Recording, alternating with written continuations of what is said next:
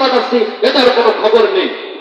আর যে আল্লাহ এত সুবিধা দিল, সে আল্লাহর জন্য আমরা কিছু করলাম না।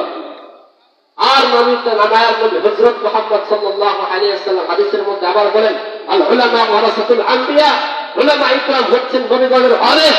আর সেই উলামা ইকরাম হকের কথা বলার কারণে, উলামা ইকরাম কোরআন সুন্নাহর কথা বলার কারণে, মুক্তি ভাঙার বিরুদ্ধে কথা বলার কারণে, দেশের সম্পদ বাজেয়াপ্ত করে বিদেশে পাচার করা হচ্ছে, এইটার বিরুদ্ধে বলার কারণে সেই উলামা ইকরামদেরকে আজকে 14 শিকির মধ্যে বলা হচ্ছে। কথা ঠিক ঠিক বলে মুহতারাম হাজির, আজ যদি মায়ের নবী হযরত মুহাম্মদ সাল্লাল্লাহু আলাইহি ওয়াসাল্লাম আমাদের মধ্যে বিদ্যমান থেকে তিনি যদি মুক্তি ভাঙার বিরুদ্ধে বলতেন, হকের কথা বলতেন, কোরআন সুন্নাহর ভিত্তিতে কথা বলতেন, তারা নবী করিম সাল্লাল্লাহু আলাইহি ওয়াসাল্লামকে কষ্ট দিতে করতে না। কথা ঠিক ঠিক কথা বলেন মুহতারাম হাজিরিন।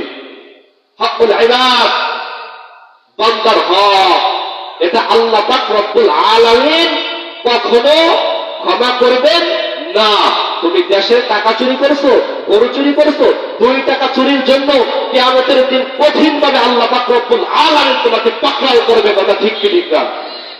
আর ওই কিয়ামতের দিন কঠিন ভয়ঙ্কর।